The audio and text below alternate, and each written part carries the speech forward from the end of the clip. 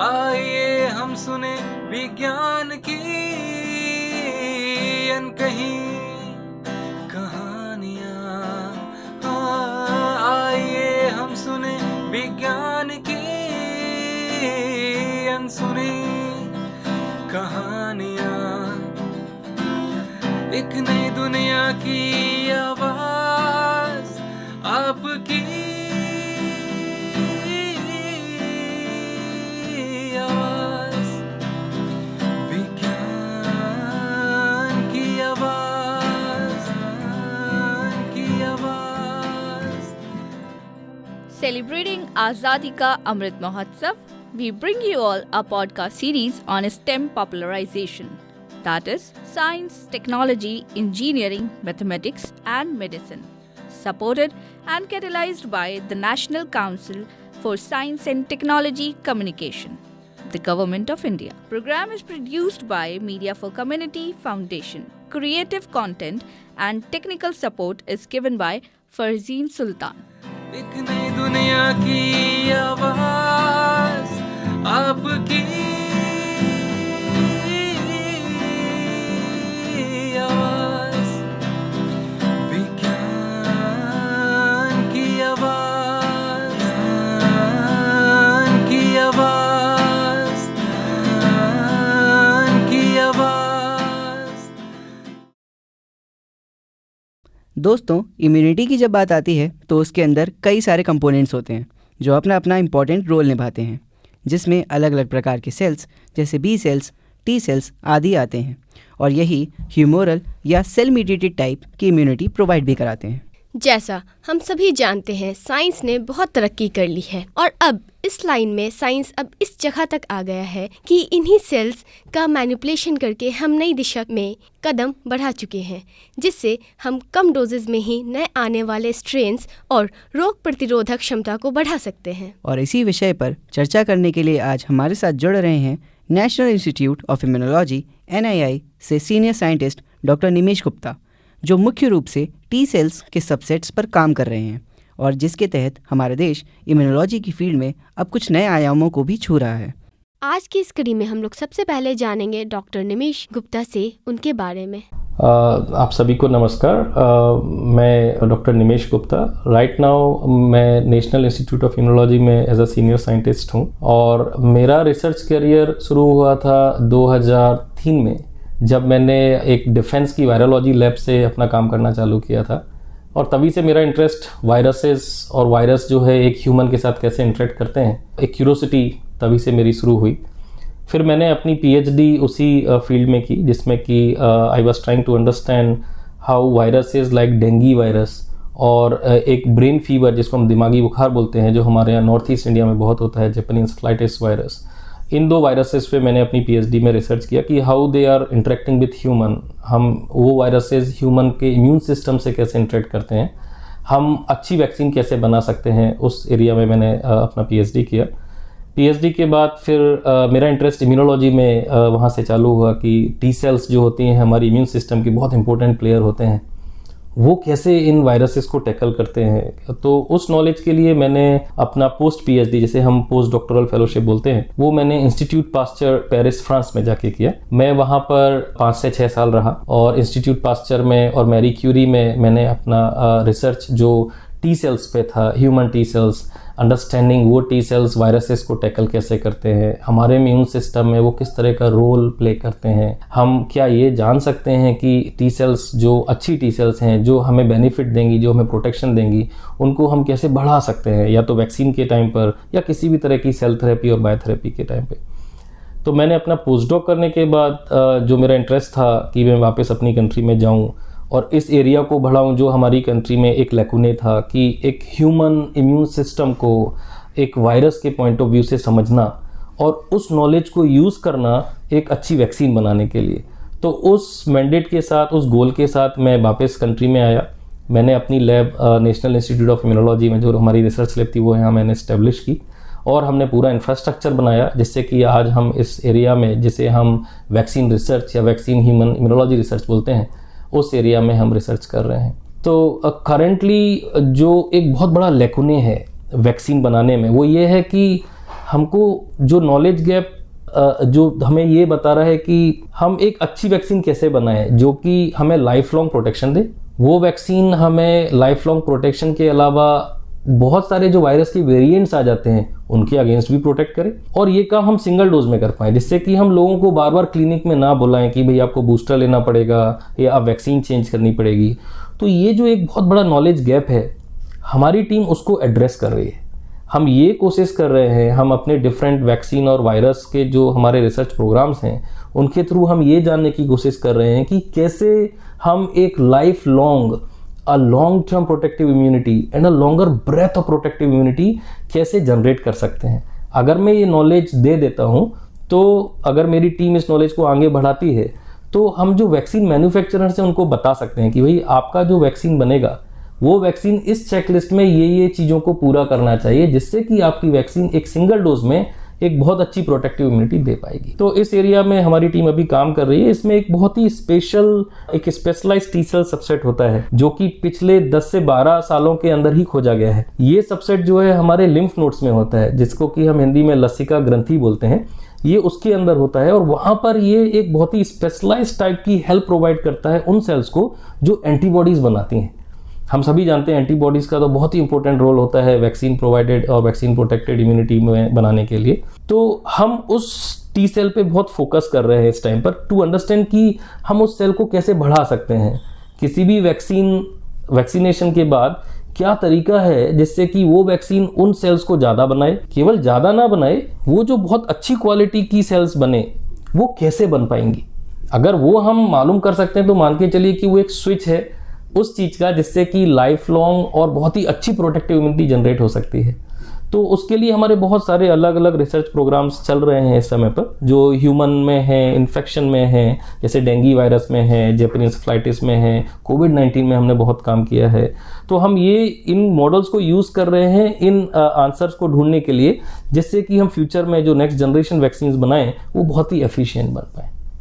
अब जानेंगे सर की रिसर्च कॉमन मैन और स्टेम के लिए कैसे यूजफुल है। इसका देखिए, जो हमारा रिसर्च एरिया है, मैं इस ऐसे एक्सप्रेस करूंगा कि हम एक फंडामेंटल और ट्रांसलेशनल इम्यूनोलॉजी के इंटरफेस पे काम करते हैं। हम फंडामेंटल नॉलेज भी जनरेट कर रहे हैं और जो हम फंडामेंटल नॉलेज जनरेट करते हैं हम उसको इमीडिएटली ट्रांसलेट कर देते हैं सोसाइटी के लिए। अब मैं आपको बताता हूँ वो कैसे होता है। एक एग्जांपल, जैसे कि हमने जो नॉलेज इंडस्ट्री को दी कि भाई आपका वैक्सीन जो है ये सेल्स को रिस्पॉन्ड करना चाहिए, ये सेल्स इसके थ्रू बननी चाहिए, उनकी क्वालिटी ये होनी चाहिए, उनकी जो ओवरऑल फंक्शनल कैपेसिटी है वो ये होनी चाहिए। उससे क्या होगा, एक बहुत जल्द एक बहुत अच्छी वैक्सीन बनेगी जिसका कि सोसाइटी के लिए एक सीधा उपयोग है ना।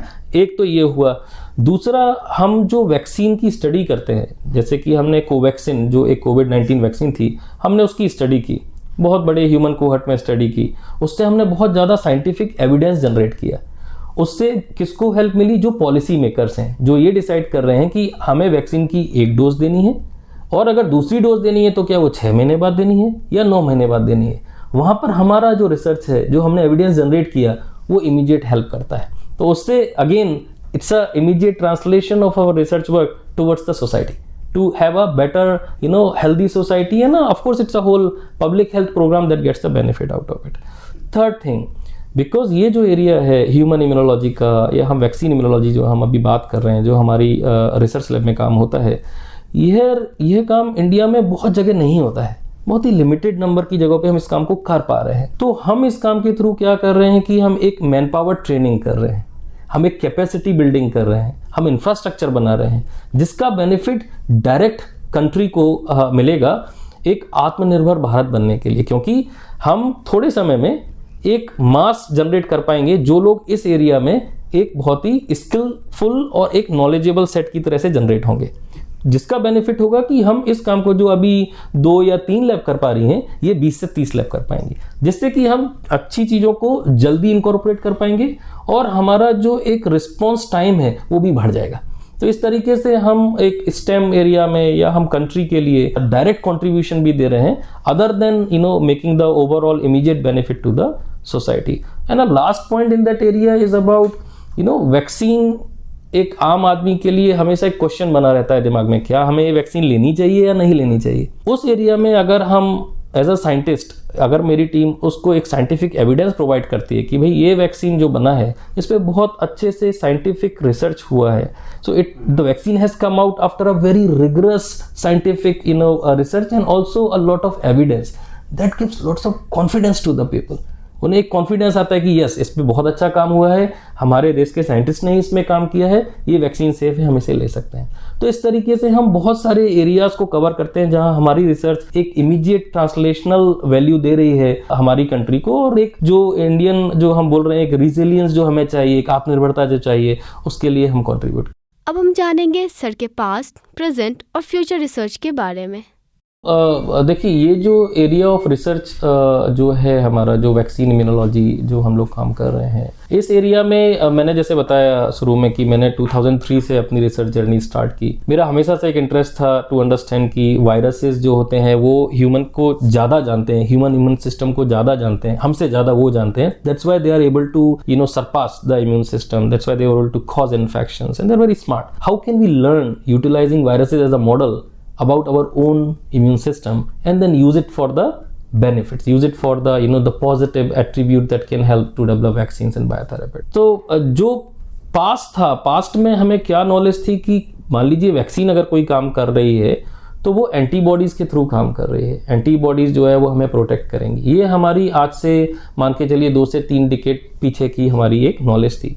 उस समय में हमको ये नहीं पता था कि वैक्सीन्स या जो भी एंटीबॉडीज बन रही हैं या तो वैक्सीन के थ्रू या इन्फेक्शन के थ्रू वो कैसे बन रही हैं। तो मेरा जो इंटरेस्ट उस टाइम जनरेट हुआ जब मैं ये काम कर रहा था इंस्टीट्यूट पास्चर में, when I was doing my post doc in Paris, then I realized that it may be actually interesting to understand what are the immune factors, what are the determinants of having a good quality, a longer durability protective immunity, very good quality antibodies. We may not need a large quantity of antibodies for protection, but a good quality and a minimum quantity is still okay. तो वहाँ पर जो मैंने जब थोड़ा सा सर्वे किया था, then I found that there is a recent developments in that understanding human immune system कि हमारे जो lymph nodes होते हैं, उन lymph nodes जो है वो एक पावर हाउस होते हैं जहाँ प्रोटेक्टिव इम्यूनिटी जनरेट होती है। तो वो जो पावर हाउसेज हैं उनका जो स्विच है वो एक स्पेशलाइज्ड टी सेल सबसेट है जिसको हम फॉलिकुलर टी सेल्स बोलते हैं। Then I realise that that's very good that we know at least what is the switch to have a very good protective immunity or a long duration of the protective immunity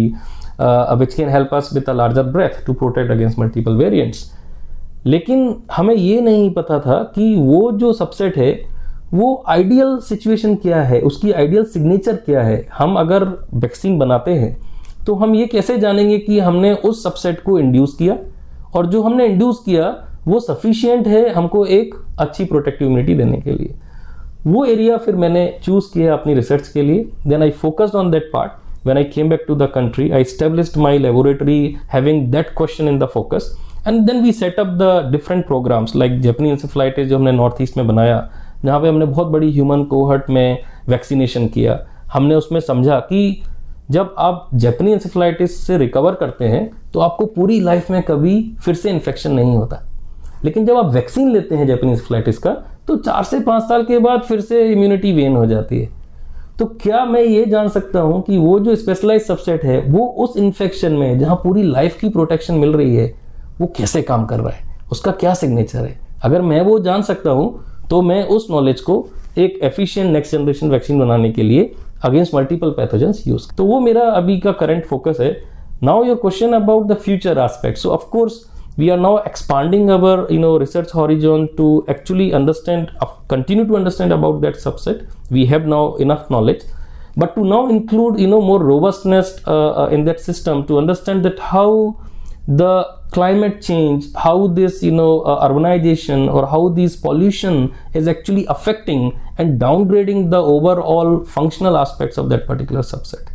वो एक major focus है।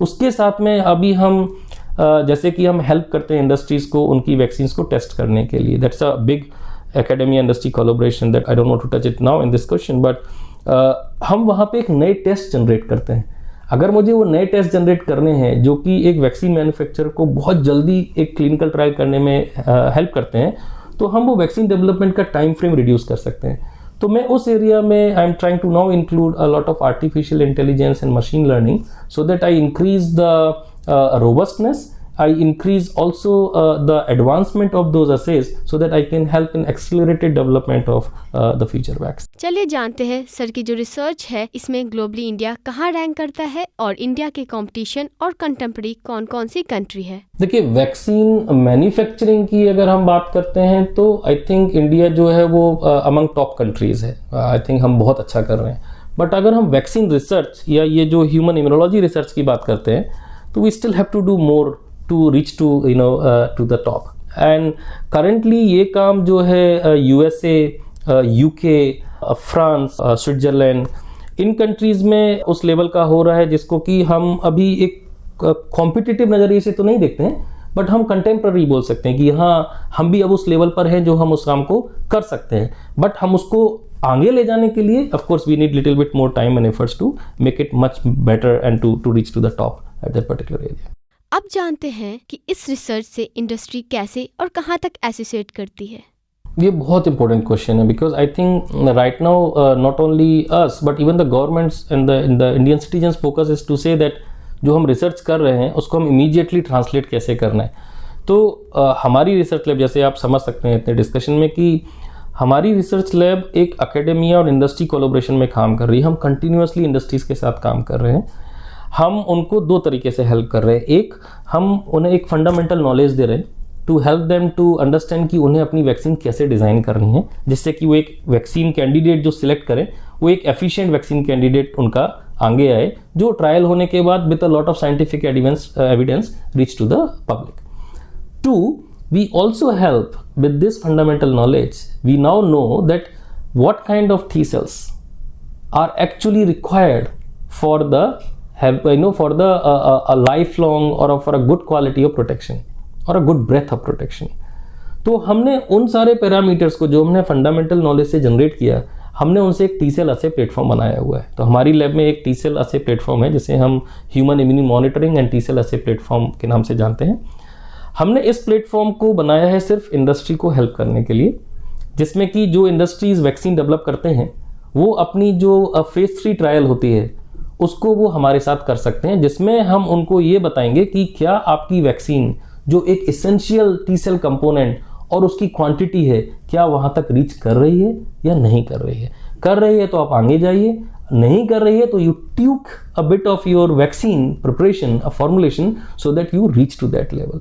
आई give you fantastic example of that. जब हमारे intranasal कोविड-19 vaccine बनी India में तो एक बहुत बड़ी प्रॉब्लम थी, क्योंकि या तो सभी लोगों को वैक्सीन मिल चुकी थी या लोगों को इन्फेक्शन हो चुका था। तो वैक्सीन एफिकेसी स्टडी जो एक बहुत बड़ी रिक्वायरमेंट होती है वो नहीं हो सकती। उस समय में हमारी रिसर्च लेबोरेटरी ने वो एक अपॉर्चुनिटी दी कंट्री में, जो वैक्सीन मैन्युफैक्चरर थे जिन्होंने इंटरनेशनल वैक्सीन बनाई, कि हम आपको इम्यूनो ब्रिजिंग ट्रायल कर सकते हैं, जिसके बेसिस पे we will give you that intense data on the T cells and those cell mediated immunity which can help you to reach to a conclusion whether your vaccine actually inducing those good quality or quantity of immune responses or not. हमने वो phase 3 trial इसी research lab में किया and then we submitted the data to DCGI, जो कि regulator होते हैं, drug controller जो इंडिया के हैं, those who give the approvals to the vaccine. उस डेटा के बेसिस पे उस वैक्सीन को इमरजेंसी यूज लाइसेंस मिला and then that vaccine becomes world's first intranasal कोविड-19 vaccine which was licensed. So इस तरीके से हमारा इंडस्ट्री के साथ एक बहुत ही स्ट्रॉन्ग और एक डायरेक्ट कोलैबोरेशन सेटअप है, जिसमें we are working with them basically to help them to design as well as to test their. आज की इस कड़ी के अंत में जानेंगे सर के अवार्ड्स, अचीवमेंट, पेटेंट और रिसर्च पेपर के बारे में। So in this area of research we have right now 5 patents, out of which 2 of them have been granted in the different countries, including US, Europe and Japan. This is mostly on the mucosal immunization, and we have other patents on the different T cell assays that we have developed for doing the vaccine research, vaccine evaluation. Other than that, we have over 50 publications in the high impact journals. One of the examples which we हमारे जो audience है, they can look into the Nature microbiology paper that we published, which was more on the COVID-19 vaccine Covaxin, that and we showed that Covaxin can induce a good immune memory, and it also induces T cell responses which can actually have a good response against multiple variants. तो हमने वो nature microbiology में किया. उसके अलावा हमारे और Lancet और other journals जो हैं, जो those who are prominent journals in this area, we continue to publish in those journals as well. Other than that, I have been awarded by multiple agencies. I have been awarded by Merck's Foundation on the vaccinology aspect, which is a France-based foundation. I have been awarded by Department of Biotechnology for a couple of fellowships like Ramalinga Swamy, etc. I have been also awarded by the Indian Society of Immunology as a mid-career immunologist of the country, and many others in that area for the work that we are doing in the country right now. Thank you so much. अभी आपने सुना doctor निमेश गुप्ता को और जाना T cells के manipulation के बारे में. हम उम्मीद करते हैं आपको आज का कार्यक्रम बेहद पसंद आया होगा. अब हमें दीजिए अनुमति. नमस्कार.